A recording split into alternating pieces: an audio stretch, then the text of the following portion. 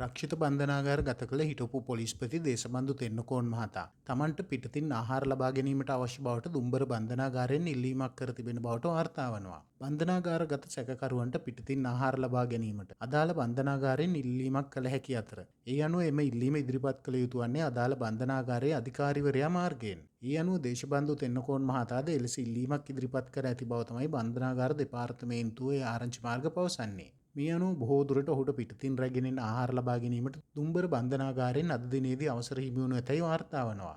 එමෙන්ම රක්ෂිත බන්ධනාගාර ගත කර සිටින හිටපු පොලිස්පති දේශබන්දු තෙන්නකෝන් මහතාට අධිකරණ නියෝගය මත විශේෂ ආරක්ෂාවක් ලබා දීමට පියවරගෙන තිබෙනවා.